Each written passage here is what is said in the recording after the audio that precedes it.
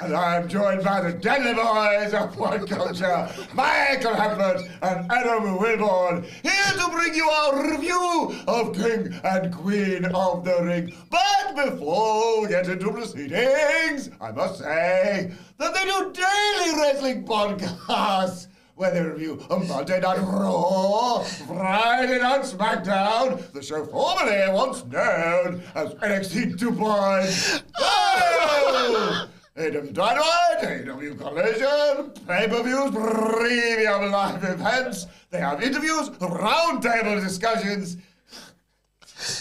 interviews, and a roundup of the week, of course, complete with a bloody good quiz called Wrestle Culture.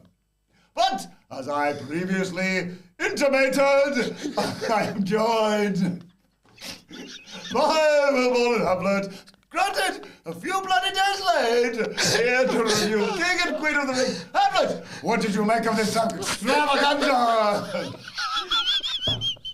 Oh, Mike. Oh, I don't know what Wilbourn's take on this, but as you can see, it made me quite emotional, this show. A lot of things went my friend's way in terms of the build-up and what he'd predicted. Surprisingly good in spots, this, and a match that I would earnestly consider one of the best of WWE's PLE year so far. What about you, Wilbs? What did you think? I've been saying it all the time, mate. Yeah, thanks for that intro. I really enjoyed this show. Hello to everyone joining us live on YouTube. We made up for it being a few days late with that intro, didn't we? And, well, all's right in the world. Let's just say that. Yeah. I thought this show was fantastic, genuinely. I thought it was a brilliant show. Mm-hmm. I even have a justification for the one thing that went slightly awry as well. I think I know what you're on about. Yeah, okay. We're not going to go through a lot of the stuff that happened on it, i.e. move for move, because it's been 5 days. Which is about 5 years in wrestling terms, isn't it? Yeah. Brian says, can't wait to hear microphone interact with Stacks later. Don't start things, please. I've been trying to mentally negotiate that for a few days now. Mr. Phoenix also says, NXT is the real Forbidden Door, mixing WWE, UFC, TNA, and AEW, but King Queen of the Ring was a nice pre-show. Yeah, I can't disagree with that too much after a review which we've just concluded. Yes. Which will be on YouTube Possibly helped us with that intro, get us in the right frame of mind, some might say. Well, like, Mike's been on great form all afternoon, hasn't he? So he's really looking the part for this one as well. You know, like those people who justifiably just consider us like self-aggrandizing dickheads laughing at each other's nonsense. This is the pod for you. Hi to OG Stem Cell, who says, my son loved hearing you guys talk about his corruption on the NXT preview. He's been saying it all morning while we listen to the AEW preview. Let's see if he picks up on any other Adamisms. Let's hope not, eh? Also, sit down with your son and make sure you listen to all of the NXT review for more of that sort of thing. I mean, don't see any problems with that, do you? Couple, sit down and listen to it. Find the bits your son's going to love. So listen to it first, then play the bits. Yeah, play it twice. Okay. Listen to it twice, obviously. On different devices. I can't think of a recommendation for a child worse than, since you tell them to drink Prime, than to listen to the full duration of our NXT review. Deservedly so. Another Logan Paul epic. Well, so that's what we're doing. He has like a good main event, so it's like, well, I guess you've got to give the kids a drink. I'm gonna next crypto scam he does, I'm in front of that queue. He deserves it. How many matches has he had? 8? How many matches has he had? What are we doing? Hey, wait a second. It's time to play the game! Time to play the game! Ha ha ha! He's royalty, I suppose. That's beneath him, really. How many matches has Logan Paul had, and can we name them? Can we name them? Right. I think it's 8. I'll swear I read that on X. So, Logan Paul and The Miz versus Dominic and Rey Mysterio. Oh my God. Logan Paul versus The Miz. Oh my God. That was SummerSlam after Mania, correct? Yep. Was it immediately then the Rumble, or was he another singles match? That would have been SummerSlam 2022, which would have taken you, I guess, to the... Unless I got my... 2021? 2022. So, yeah. 2022, we were there. We were. So yeah, SummerSlam 2022, which means it must have been the Rumble 23 with the Ricochet spot. Mm-hmm. So that would be, what's that, 3 matches? 3. He didn't fight Baron Corbin at some point, did he? I've not imagined that. Anyway, we'll come back to that. So that'll be 3. WrestleMania against Seth Rollins. Oh my God. That would be 4. Saudi? When was the Saudi Roman match? So that would have been that, like, October time, which means we're missing a SummerSlam one in the middle. That's 5, including the Saudi show. Uh-huh. Then he was in the, that would have been 2022? I'm so confused. 2023. No. He did fight Roman in 20. That might have been 22. We might have gotten the wrong way round. Jumped a year ahead, haven't we? So there's a Rumble, there's another WrestleMania against, well, this year's, against Owens and Randy Orton. He has to win the US title at some point. US title win, good point. Did he qualify for that tournament or anything, or did he just win it? I think he just won it. Ricochet at SummerSlam 2023. Yeah. Look this up whilst you... Kevin Owens at the Royal Rumble. Yes. I'll settle on 11. Ooh. Are these all... It's cage match, it'll probably just be all WWE, won't it?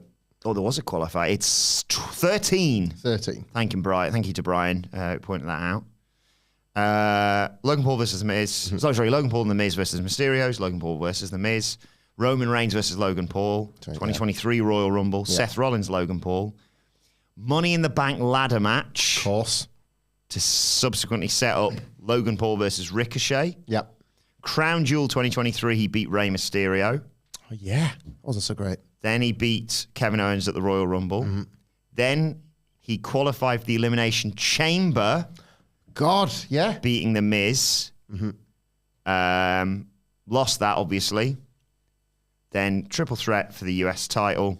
And Cody Rhodes match at Jeddah at the weekend. Are we reviewing this in order, or are we just talking about this match now? Yeah, I can do whatever you like. I mean... Just bounce around, shall we? I just think he's a brilliant wrestler. He is. His worst match on there is still better than half the talent on television, in my opinion. It's probably that Rey Mysterio Saudi Arabia one, wasn't it? They didn't click together. It's weird with Logan Paul. I definitely reached a point, and it was like, I realised it with Cody. I hit a bit of a saturation point with the... Logan Paul, how many were 13? A guy that's had 13 matches doing this. Like, I'm past that now. Mm-hmm. It's not his fault necessarily, but I am getting to the point where I'd like to see him learn some of the fundamentals and maybe put a few more things together. I am wowed still by his athleticism. Do you see the DM doing the rounds that I think he'd sent to... I don't know if it was like Vince McMahon, but it was somebody of authority that he was... Could have been Triple H. I've been planning this shot for a year or something. Yeah, he'd had the idea of the shot in his head with a drone. I think he even put the brand of the drone in, probably so he could shift 10 million of them that he's designed himself. But some flying prime mobile, that he had this idea of having the drink in his hand and the circular shot, the gorgeous shot. But... Oh my God. As beautiful as that shot was it as beautiful as the connection of that frog splash that he hit? Jesus. Which honestly was how a video game links the bodies together no matter where you've jumped from. So if when Chris Jericho, if he hits the lion salt from the wrong side of the ring, he's got a long way to travel. But on the game, it'll just look suddenly incredibly crisp because he lands flat with a pin. Logan Paul did that with a frog splash that a drone was filming on as he was drinking prime from the top rope through a table. It was gorgeous. It was absolutely gorgeous. There was lots of spots like that in this match. And I cannot fault him for it. And I love dumb stuff that he's allowed to. He's the wrestling equivalent of The Rock swearing. And that's how he gets something like the Vertebreaker. Yes. Cody Din's Fire, or whatever he calls it. Just getting to bust that out. Off the band move list. And Cody's one of his indie darling New Japan moves. Because it's Logan Paul. So it's we're going to, even Cody's thinking, well, if I'm going to get away with this on anyone, it's you, mate. Let's go. Tuck your chin. So there's loads and loads of that. Sorry, there's a bit of a butt coming. However, it's a fancy butt. However, I would like to see him figure some other stuff out. I have had a great time watching him be this freak athlete, duck to water pro wrestler. I love that springboard front flip clothesline he's invented. But otherwise... I'd like to see the matches have a little bit more meat on the bone now. I think if he's going to stick, because I can't shake. I think that this isn't it for him. It's like, my wrestling years are quite good. Now I've moved into like whatever the next thing is. I've got a digital picture of a smoking monkey, like that. Yes. So I'm going to do that for 4 years or something. Yeah. Like, I can't help but feel like the reason he has the matches he has and the spots he has is because it's just the thing he's doing right now, and there's another thing round the corner. I will say as well, because people say, well, you're a bit of a hypocrite there, Wilbourn, because I always used to slag off Shane McMahon for coming in for a couple of matches, doing some mad spots and then going away again. But I'd say it's very different from the spots Shane does. Like, he's doing mad spots like that dive, same thing he did against Roman, of course. But it's never something that, like, he arguably could still wrestle on the Raw after whatever show it is. Yeah. Shane always used to do bumps where it's like, right, full 40 feet. He's not working after that. He's just going, I'll put my feet up for 6 months. Yeah. And the execution of the bumps were different. Like, Shane was a lot of things, but athlete wasn't always one of them. Just super brave. Crash test dummy, basically. Yeah. Super insane. Emphasis on the dummy. A lot of, got him. Take that, the system. And then billionaires running scared from this guy. I'm just still trying to get that match with Logan Paul. Or not a match, but be the YouTuber in the Prime bottle at next year's Mania. I want that so much for you, That would be absolutely amazing. That would as well.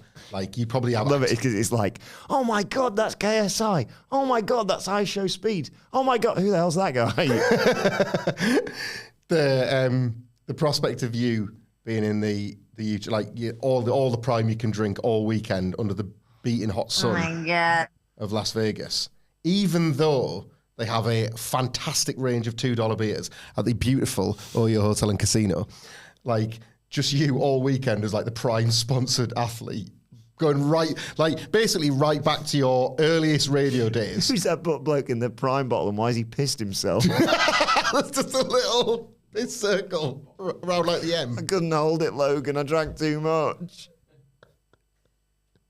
Pat McAfee's and he does his weird pronunciations. Go, why does this table stink of paws? I'm really growing tired of that stuff. He's jocked. I like it. I think I've got it coming out of the Citrix length of hating him. I think the Brit guy shot himself, Cole. I just love the I don't know whether it's the magic of Cody or just Logan being, but like I was like, come on, Cody, when he's like selling his ribs and stuff, and then they get the brass knucks. I was like, that's not fair. You said you'd give him to Michael Cole. Come on, Luke, play the game. It was a good bit of business. It was, honestly. I was going into this a little bit like, no, because I really wanted the title for title thing, and I wanted Cody. I would like the US title off Logan Paul a little bit. Let's get you getting that against LA now, SummerSlam, baby. I think so. But it was a nice main event. I don't think I'd go as high as I've seen consensus on it personally, but there was so much to like about it. Yeah, and just a tight, especially considering what we had to sit through on Sunday, a tight show. Yeah, it was just like all killer, no filler, boom. Yeah, 5 matches. I understand. Like, I think it just went just under 3 hours. And it flew by. It did. I felt this, and granted, I watched it later, so in theory I did skip through some of the advertising, in between bits, and it's got all the usual. It's very much the same in how when we, if in all of our privilege, criticise the AW pay-per-views for going too long, and a lot of people saying, I spend like $50, $60 on this. I want as much as I can possibly get. I do. You tend to not see that with the WWE ones. It's like I'd like less of the flab and the fluff, and I'd like another match, thanks very much. But I agree with you. I think it was yet another, after Backlash, certainly another really well paced out show. Didn't love some of the matches half as much as Backlash, but and we can't get away from we have a lot of fun to myself, you, Sidgwick, Mike. We have a laugh on this podcast. But it's still a sports watching show, this one. Yes, and it's worth mentioning. We should bring it up a little bit, because this was probably the one that I noticed where the Saudi Arabian crowd, and it's never been about wrestling fans not enjoying the wrestling show. Never begrudged anyone at these shows having a great time, but they were looking for an opportunity to compete with the Backlash crowd, weren't they? There was some entrances moments who were like, we want to be thought of as one of the loudest crowds of the year. And inadvertently, that was a little bit like, oh, that's a bit awkward, because that's That like really helps with the sports washing. The more you've normalised it, the more people will go online and be like, wow, the crowd in Saudi Arabia were amazing. It's like, right, but like, again, why are they there? Why is this happening? Why is there so much money flooded in? Like, the more this happens, the more the WrestleMania feels inevitable. And again, fans in Saudi Arabia have the best time at WrestleMania, I'm sure. But it's what else it represents, and it's a bit weird still. Yes. Hi to everyone joining us in the chat, by the way. Thanks to Victor Bettino. Don't worry, we'll get into that Annihilator in due course, mate. Oh, yeah. He also says, you guys crack me up every dang day. Thank you so much. Don't spend it all in one place. Look at you now. Look at you now. Thank you for your donation, Victor. Thank you, Victor. Also, I agree with Andy, who says, completely disagree that the notion that King of the Ring was predictable. Backlash was, but this tournament had stakes, unpredictable outcomes, and good subplots. He's right. Yeah. It's like, there was times when you're like, oh, they're going to do Gunther, Ilya. Mm-hmm. And then it's like, oh, God, are they going to do Jay versus Tama, for example? Yeah. And even the finals, like, you could have made an argument for the other two people winning them. Mm-hmm. Matt Rains in the chat, looking snazzy, Raffone. Nice jacket, bestie. Hope all is well with you guys. Cheers, brothers. Cheers, Matt. Thank you very much, Matt. Tactical Penguin also says, thought I almost missed the #1 wrestling podcast. Thank you. Hosts down to earth, relatable with their own flaws. Adam's ginger. Ham's got a square head and says you likes AEW. Cheers, lads. Have some money. Thanks, Tactical Penguin. I'll get to Aditya's question in due course, but Aditya also, Krishna Murphy has also said this. What's your favourite... he hasn't said this, I'm saying this, but it's to answer a question that's about to come. What's your favourite hotel ever? Ever? Yeah. Oh, on the top of my head, probably the beautiful Oyo Hotel and Casino, Las Vegas, Nevada. Aditya says, by the way, guys, I have a friend who works high up at Oyo, India, hoping to use that to connect you to help you all secure the Oyo Las Vegas sponsorship for Mania season. Like, it's happening. Like, it's happening. We have a lot of fun, right? This isn't a bit. I love that hotel. Yeah. Yeah. Stay in touch. Bianca and Jade, obviously, in the kickoff, retained against Candice LeRae and Indy Hartwell. Mm-hmm. Nice. Not much to this. That like matching gear. Matching gear. Did like the matching pink gear, and I like the. We've got this finisher we've devised where we trap you in a situation where you're getting your ass kicked by us for about 3 minutes. It's like, to use the thing we've discussed recently, like Wallace wakes up and he's like, morning Gromit, shall I use a toaster to make my toast? Or shall I strap 15 different pipes and balls of marbles and you have to shake your tail in a certain place and then flamethrower, Fred goes past it. Anarchy in the arena takes place, toast lands on plate. That's kind of the Bianca and Jade finisher. We'll call that the Wallace and Gromit from now on. Okay. But it does involve an opponent just getting the snot beaten out of them for a good minute or so. So I quite like that. Yeah. But the show opened with... by the way, OG Stem Cell says his son does drink Prime. Good lad. The show opened with possibly soon-to-be ex-WWE superstar Becky Lynch defending her Women's World Championship against Liv Morgan. Fun match, some good near falls in there. And then Dom gets involved. Yeah, a better angle than a match, this. So Dominic Mysterio, I was going to say for those who haven't seen it, like this took place in like 2006 or something. But like this actual finish has been used at another Saudi Arabia show. It was, remember Paul Heyman when it was Brock and Roman? And he was like, you know what to do, sir. Dominic Mysterio signed the chair. I called a bit of this, I think. Yeah. Where I said, like, the Oblivion's not going to be enough, but how does she find a way to cheat and use a better one? Well, there's a chair right in the middle of it because Dominic has slid it in between the two of them. I like the fact she's also introduced the code breaker a lot more. Yeah. It's like, well, that's an adjacent... It should work just as well as the finisher that I can supposedly apply with the ropes. Becky Lynch. I genuinely believe she did her best here to try and put over Liv in every sense of the word. I think she gave her a lot more than she would maybe give, not somebody she was necessarily beaten, but even if she was losing the title at one of these big events, I think if anything, you would expect to see a champion take quite a lot of the match and then just fall short. I didn't see that. This was a really selfless performance from Becky Lynch, considering that as we record this, she's not signed a new deal and she could be taking a break from WWE, whatever. She did business the proper way. If you include the Raw cage match in this as well, she's done all the business for Liv Morgan on the way out, and now it's off to the races with Liv, I guess. I'm not seeing the matches from Liv Morgan, if I'm honest. I'm also not caring because I think this Dominic Mysterio stuff is absolutely captivating. It was followed up. We can, I guess, use Raw to contextualise all of this. Dominic Mysterio looked like, oh God, I've made a huge mistake. And then there's this thing with the Judgment Day on Monday where he says he's spoken to Rhea, and we're not really let in as to how it's gone, but his face doesn't tell a particularly nice story. And then, of course, it happens again with the big Three Stooges getting pushed at the door finish with a cage match. And now Liv's kissed him. He's not reciprocating, but he's also not stopping it. And you think, oh, there's another phone call coming with Rhea Ripley sometime soon, one would assume. Do you think they're already in cahoots, or is this... Dom and Liv? Yeah. I don't know. Because if we'd have done the podcast on Monday, Yeah. I would have said, hell of an acting job from Dominic Mysterio.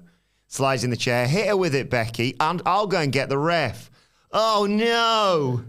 This isn't what I wanted to happen at all. Or is it? Because I get to have sex with her.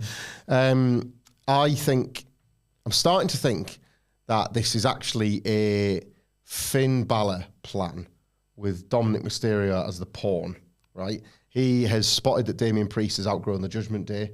Damian Priest and Rhea Ripley are very closely aligned.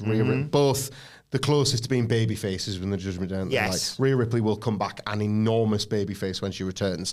And I think Finn Balor, through his clandestine chats with Liv Morgan, of which we spotted one of on Raw, and now Damian Priest knows about, has planned this and is using Dominic as a bit of a pawn and has said to Liv, I'll get you the shot. Like, I'll get you the shot against Becky. I'll get you set up with Dominic, who'll help you.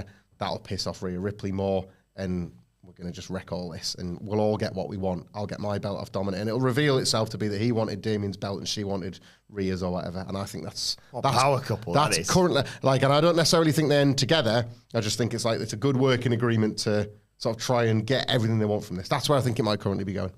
But I change my mind all the time because it's really captivating stuff. Great finish. Yeah. Clever. Yeah.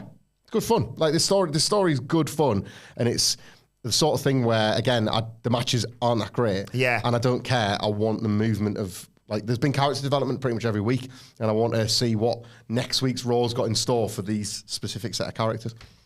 Interference in a very different way happened in the triple threat for the IC title. Sami Zayn, Chad Gable, and Bronson Reed, of course. I think they did a good job as well here of making Bronson Reed look like you need to get him out of this before you can do anything, you two. We saw more of this again with Chad Gable on Raw. He's a bastard, isn't he? Yeah. He was particularly good here. I thought, again, it's tricky because we've seen the follow-up on Raw, but I thought they were quite disciplined here with how much Chad and Otis didn't get on and didn't manage to sort of have the plan go to effect. I like the detail now that I know she was only there ever so briefly, but Maxine Dupree was there and Akira Tozawa wasn't. Yes. I don't think that was just a simple budgetary choice by WWE. I feel like there's probably something to that.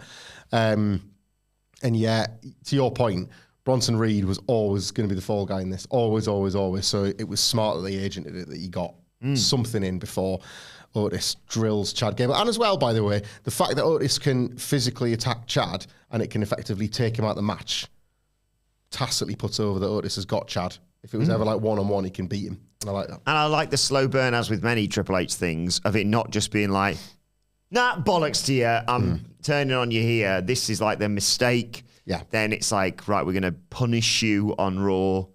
And he's going to get another one of these moments where it's do it. Yeah. And he's going to go, no.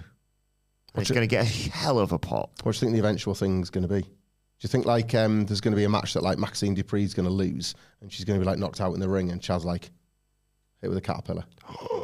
Do it. Oh, yeah, you always wanted to do it. And he's crying and he's but he's still doing the caterpillar. And he's weeping. And then he just stops and turns at the last minute. But you think all the way through he's doing a weeping caterpillar. Either way, as long as the Creed brothers get involved, I don't care less. Yeah, he's doing the weeping worm, but then he finally stops and then they hit him with a Brutus ball. Doomsday Brutus ball, I noticed. Carrying Maxine out. Just 1 second before you go. Bruce Ball. Ivy Knight was like a neck breaker off Otis' shoulders. She's going to be a brilliant addition as well. I think so. I'd like her to be in that group. She's had a bit of a losing streak alongside all of this. Things aren't going that great for Ivy Knight. Triple A, the Alpha Academy arsehole. Well, I've completed that. Triple's better than double, so three's more than two. And they could beat up Otis and a Tozawa and say that's a Triple A battery for you. Just call me Bob Baby on a roll. Just call you battery, baby. Weeping Worm's very over in the chat, by Oh, the way. good. Well, it's probably because it sounds like a dick shooting semen. Who else made my dick shoot semen?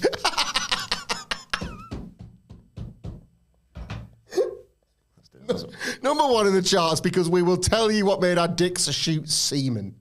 You got a kid now. Yeah. And They honestly, watch this one day. As people look at me and they think, oh, you know, that guy, he works bloody hard, first of all. I'm like, thanks, you know. Thanks, but I don't want credit. Yeah. Don't call me a hero, God. On the Smack Nicholas on the air. Oh, yeah. SmackDown podcast the other week. We were suggesting that maybe people should go to their doors with pots and pans for the podcasters. Yeah. What did we do? Was it something else? Was it a bin or something we suggested you hit? Yeah. 'Cause we were like, we don't want to besmirch the saucepans. Was there any sort of alliterative element to it? I can't remember. Phil, let us know in the chat. Yeah. Too much of this. Anyway, but yeah, people look at me and they think, oh yeah, he works hard, and he's got a young child, and they must think, oh, that Eric must be keeping him up at night because he looks tired. And they're right. I am tired. Tired of being right all the time. God's sake. Queen Noya! I don't know why she's like a bit Australian now. Well, she might adopt that accent on SmackDown. She's going to be. There's going to be a coronation. It could have been. I'd have been happy if this had been a dreadful match and she'd just fallen over, and Lyra had like banged her head on the turnbuckle, and it just 1, 2, 3 bollocks. Who cares? Yeah. It's one of the greatest finishes of a match I've ever seen. It was terrifying, but wrestling's supposed to look like physical contact, and Lyra Valkyrie wrestles on Raw, so we can assume that she's not suffering from any kind of injuries. This finish was amazing. Everyone has seen it, I assume, but if you haven't, Lyra Valkyrie is trying to powerbomb Nia Jax out of the corner, and She kept early on, wasn't she? She was just like, well, I'm just going to have to put a choke on you and just get slammed into the corner. that's it, yeah. She's dominated. constantly trying to suppress Nia Jax from opportune positions because of the size difference. That was basically how all of this played out. There was a very, I use this example all the time because it's one of my favourites, Bayley Takeover London energy to this. Like strategy. How do you stop Nia Jax? And it's all going pretty well for Lyra Valkyrie. And as I say, she's got her in the corner. So like, again, you sort of picture Nia up in the air, out of her comfort zone in a very literal sense, but she manages to pull onto the ropes and then just like shift her hips, do a leap, and do the bonsai drop in one fluid motion. Yokozuna never did that. Like, he would sometimes let his legs go and let the jobbers know about it. Oh, yeah. But like, and that would look like the same impact as what we saw Seen here. that one where someone like badmouthed Mr. Fuji or someone backstage, Something like that. and he's like, oh, boy, yeah. I got this. Yeah. Won't need my feet on this one. Doesn't plant his feet or just lets them slide. Yeah. And Nia Jax does that pretty much. Lyra Valkyrie gets her wings clipped, but, she's still got plenty of time to soar. And She was bloody sore after that, probably. she was. And Queen Nia, we're going to talk about So bloody happy. the other. Do you know how long I've had this picture for? Since I hated Nia Jax. What a turnaround. Shout out to Rach, formerly of this parish, who got me in Secret Santa and bought me this. Yeah. Asking She around. was like wrestling. Somebody was like, oh, he's his favourite wrestler. We know just the person. We're going to talk about Gunther next, obviously, but him winning King of the Ring, the trophies. It's her birthday today. It's Nia Jax's birthday. Happy birthday, Nia. Happy. Sorry, where are my manners? Queen Nia. Is it a birthday or is it a royal birthday? Because when you're a queen and a king, you get two. Oh, yeah. So it's a shoot birthday. It's a shoot birthday. Happy shoot birthday, Nia Jax. How old is she? Well, she doesn't look it. 60? No. 40 years old. What? Yeah. God. Nia Jax is 40. I'm 39. I look like a piece of shit. I've seen another guy trying that on the Raw, and he's not putting that on his head. I think he's making it very clear he's not wearing it. But Nia Jax is going to. That was the point I was going to make. Like, Gunther has come out on Raw. It's a prize. It means a title shot. I know I'm the king of the ring, but now I've got a crown to prove it. On the other side, Nia Jax is like, I want a coronation, I want a crown, I want a cape, I want a scepter, I want people to bow, I want a throne, ideally. Moving throne, Lexus King, Jesus Christ, Nia Jax should be on a moving throne. Carried to the ring, like Randy Savage was. Yeah. Macho King Randy Sausage, ever heard of him? Like, all the kings and queens getting carried. Oh, man.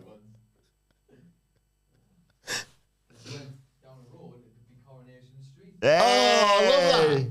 Oh, I love that. Of course, because once the Shockmaster fell through the wall, Cody's nephew was like, oh, Dusty, Dad, what are you going to do with Uncle Fred? And Dusty was like, I say, Cody, I probably put him on the undercard. Yeah, more of the NXT review. But, Cody, why the hell that on Typhoon? Your uncle's a real cut, I say. Dusty briefly played a butcher in WWE. It was in one of his vignettes. Like, WWE, Vince McMahon in the 80s, like, I signed Dusty Rhodes. Well, that's brilliant. You can bring him in as a world champion, can you? We could. Or, what about this? Why don't we make him pretend to be a bin man? What? Yeah, he's going to hang off bin lorries and say, well, I'm the American Dream. I'm also a wrestler.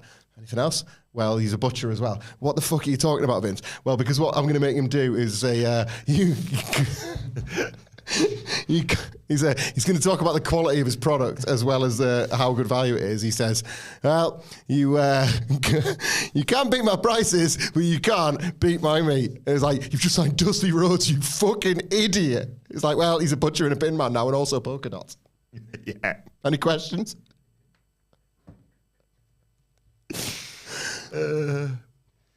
So yeah, Queen Nia. Yeah, I can't wait for SmackDown. I'm banging to all of this. I think.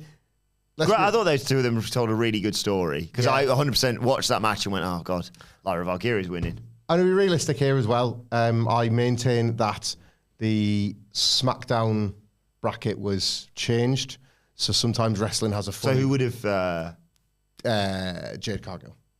Oh, where did you think it was? Oh, sorry, of course, yeah. Or Tiffany Stratton. Yeah. Do you think it would have been Tiff's title? What? Tiff's win if all the stuff hadn't happened. Possibly, or Jade. But what I'm saying is, it required a number of different.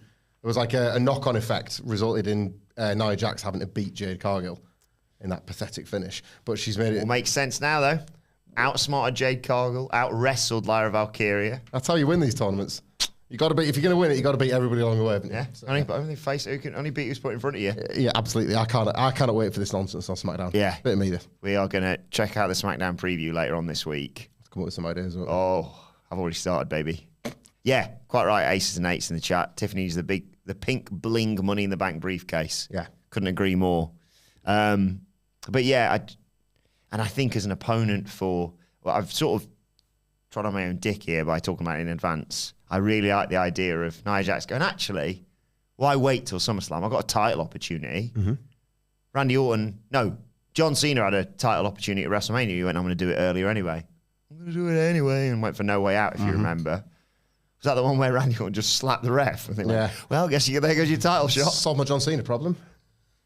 Oh, I didn't realise it was that simple. I always find it tough to beat him. What if I just don't beat him? And just slap the ref. Slap the ref. Like, is it Mike here? Just like, DQ. Oh, ring the bell. John's like, no, Mike, keep falling into his slap trap. Yeah, he got here, but it came back and bit him on the arse, didn't it, later on? Christian went, what if I goes on your face? Karma. That's genius back in the day. Goes on your face. It's just the title. It's like, honestly, it was all. It's Michael Cole's birthday as well. Today? Apparently, according to Carl Stevens in the chat. Happy birthday, Michael Cole.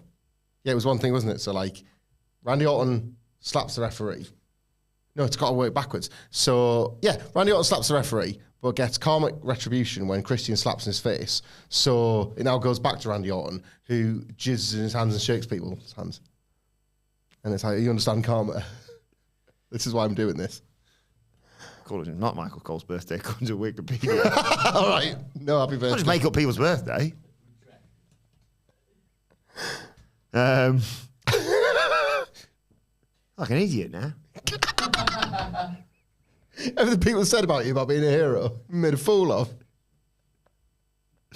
Good precedent being set there, by the way. Just say something in the comments and Wilbourn will take it as fact without checking and read it out. Shawn Michael Coulthard. Yeah. Is he related to David Coulthard? I don't think so. Pat McAfee. Your brother David's got a big jaw. And I can say that because obviously look at the size of it. Speaking of which, let's get to Gunther. Oh, yes. In crowd, King of the Ring. A brilliant match. Probably match of the night. With Randy Orton. Match of the night, right? Match of the night. Yeah, here we go. Straight up pro wrestling match of the weekend. I'm not going to fight anybody over like Anarchy in the Arena. Of course, I'm not. Yeah. But wrestler versus wrestler, singles match, tag match, whatever. There was a lot of wrestling to cover at the weekend. I don't mean that in the terms of media cover. I mean, if you watch all of this, how are you going to sort of get through it all? I thought this was such a wonderful match. Simultaneously a throwback, but with all of the trappings of a modern, like, well-paced Gunther match, plus the new trappings of this Randy Orton formula that I've just fallen in love with. Yeah. Like, the man went years where the wrestlers loved him because they could just go to sleep halfway through his matches. He works everything now. Like, he works all of it. The selling in this match from Randy Orton was absolutely sublime. Gunther having to tactically, like, approach this one in much the same way that he has to look at, you know, like with Sheamus and Drew, where at first Gunther thinks he can just be Gunther, and then something will happen in the match where he's reminded that he's like, these are big guys. Yeah. He's got to, like, he can't back down. He's got to double down.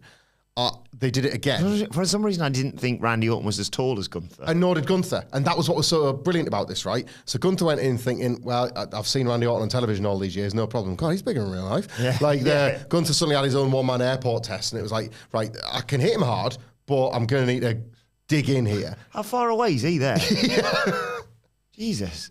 Just a real feeling, believable bit of psychology, where Gunther goes through all of his usual hits and his usual ways to win, but then Randy Orton can fight back and overpower in the ways that Gunther's defense is just not ready for. So by this point, all bets are off. And Gunther, the guy who, you know, other than Sami Zayn, is like unstoppable really and unbeatable mostly, suddenly is staring down a guy that is either his physical equal or better, with all the experience in the world, with the fans completely behind him. Yeah. This was such a great babyface and heel match. Everyone was with Randy Orton, which is exactly what you need for psychologically it to work. Again, I just want to sort of isolate Randy Orton for praise over how everyone... It's simultaneously really easy and really difficult to sell Gunther's chops and strikes because... Well, he literally leaves marks. They look like they hurt, right? They're going. You'd think after all these years, Randy Orton's chest would have gotten used to it. And he's still got a handprint on there. Yeah, he's got the print. It's very much a more of a... and like, because it's Randy Orton, you think, is he going to chicken your dinner later for this? Like, there's a lot more of an edge to it than there would be, say, like a Sheamus who kind of feels used to it and they've gone through the ringer with each other. So yeah, like Orton selling in such a way where I honestly think he added like a lot of nuance to it. It was as if he was angry that his body had never experienced little flashes of pain, like the lightning bolt striking his chest or whatever. Had never really experienced it before. The finish was badly botched, and what a shame it was. Was it? I'm leaning in. How did I think about this? I watched it and I was like, oh, that's such a shame. Like you say, it's so obvious. Like it's not like it goes 1-2 and his shoulder comes up because of a, off balance thing. It's like it's off the entire time. Yeah. I've got a conspiracy theory for you now. Because obviously, as everyone said, and as Michael Sidgwick echoed, it was a controversial finish. Don't do that. Don't do that. Don't misquote him. He doesn't like that. By the way, quickly, Carl Stevens, well played, sir. He's referencing the Pat McAfee joke where he says every single show it's Michael Cole's birthday. That's actually, and it is shoot Chris Apples' birthday in the chat. So happy birthday to you, happy Chris, birthday, from all Chris of us, Apples. from all of us here. And Victor and Ace and Nate saying thinking it's a work, right? Because I watched that, I watched the pinfall, and they do it. I go, oh, such a shame. And then I think they're both quite experienced to be doing that sort of a botch. Mm. You know, like Ronda Rousey, Becky Lynch, you've got an experienced professional and someone who's not been in there that often. Yeah. And it's arguably on them to keep their shoulders down rather than... My brain started going then at that point, and I went, they've done this deliberately. A, you get a rematch out of it, as Triple H has said. That's going to happen, yeah. Great, right? B, they also still go, finish is what it is. So you've preserved Randy Orton versus Gunther, but you've also had your cake and eaten it too in terms of Gunther's King of the Ring, but he's also King of the Ring with an asterisk. So when he gets his title shot, it's like, oh, does he deserve it? Which he obviously does. And they have the rematch, right? And I sense that might be the point where Gunther goes, Ludwig, Kaiser, help. Yep. So he wins that by shenanigans. Randy Orton's like, not bad. I could beat you, you know? Yeah. Like, well, tough titties. See you later, guys. I'm off to SummerSlam, all right? I love Gunther to be that laissez-faire about stuff. All right. Was there a moment between on SmackDown regarding a world title? I'll give you a clue, Randy Orton's one of them. Cody Rhodes. And that dynamic wouldn't work, would it? Everyone was cheering for Randy Orton. But I suppose he'd need a catalyst, an event where he felt he was wronged, justifiably, to snap and decide, well, I'm going to get my title shot one way or another. I'm going to get it against a guy I know I can beat. And he punts him in the neck tattoo. Cody's like crawling on the floor. And it's just This is for my legacy. Very good. I mean, because they're going to do that match, right? Down the line. Yeah, but they need a justification for it. Why would he suddenly just turn heel? Yeah. He'd have to feel he was cheated out of something. I like what you've done there.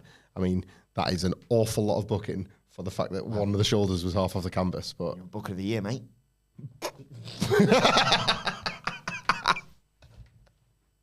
I thought it was a bad thing that Triple H spent ages on his storylines. I'm just saying. This one started here. Probably was a botch. But Gunther winning King of the Ring was the call. yes, from the moment they announced the tournament. Great brackets. Like a really, I was annoyed that I think the whole SmackDown. tournament was, I was cross that week where I felt like the results were flipped and you had like a pretty awful finish and a bit like the credibility was shaken a little bit. Disagree. You got your queen and that's the main thing. Ultimately, It's very much the Avengers. What did it cost you? Everything. Didn't care though. all the outcomes have led to this, which in turn has led to two very credible and one contenders.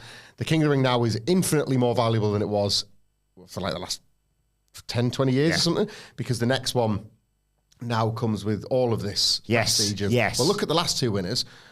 They could both potentially win world titles off the back of this, and then you've got this, like, similar to the Money in the Bank thing of, that's not just a crown, it's a golden ticket, you're going to win the belt. So, like a proper success story for 2024 as the King of the Ring. I think when we do those end-of-year lists and roundtables and all that sort of stuff, I think the King of the Ring will be one of the more fondly remembered moments. He is Triple H. And it could have been cursed. Just looking here at the notes to the, sorry to interrupt, with the way it was initially booked. 5 people changed. Xavier Woods not in it. Drew McIntyre not. Xavier Woods probably more storyline than. Yes, he wanted to. It was Gunther crushing his dream, wasn't it? Yeah. Xavier Woods, Drew, Bobby, the former Queen Selena, of course, and Asuka, all not medically cleared to compete. Yeah. I just like the game. Triple H has not yet mastered the Rumble, but I think he can hang his crown on this one. Yeah. Like, he's the king of the ring bookings. And I mentioned it earlier, Aditya. Thank you as always for joining us and donating and sharing your comments on YouTube, of course. Says, with Gunther winning King of the Ring, are we sure he's set to win the title at SummerSlam with top feuds like Punk Drew? Oh my God. And Balor Priest Oh my God. coming? I'm not so sure. This is what, like I was talking about this, if you've watched our Raw review yesterday or listened to it or whatever, this is sort of what I was alluding to in that opening segment and then other sort of elements on this show. It's a fantastic division on Raw at the moment. That world title picture is brilliant. Like, you've got the best version of the Drew McIntyre Damian Priest match because it's taking place at Clash of the Castle.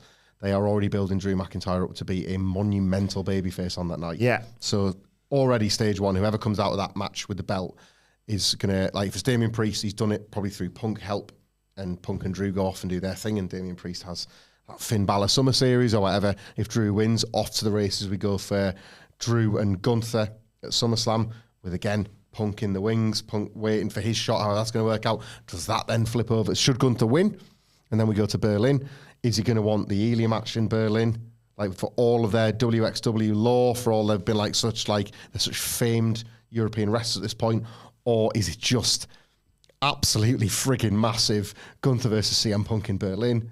Like, are you for real? Like, there's so many good-ass matches off the back of this current crop of, like, world title contenders on Raw. I am the advocate of Cody Rhodes being back over there, but the one, and God, I miss him. Every week I miss Cody Rhodes on Raw, but the one benefit is by lifting him away as the champion that kind of can't lose, you have several here that can all viably win or lose in these title matches. Have we sort of, in 2024, come to the point where the reasons it came about are what they are, but where it's kind of justified them bringing a World Heavyweight Championship back? Because like right now, if you had Gunther, you'd be like, right, Cody's going to have a few more defences. Maybe then he drops it. And then, I don't know, maybe you have Drew can win the IC title and him and Punk can. Like, I get it. It's annoying not to have a single world champion. But now it's opened up so much more possibilities for...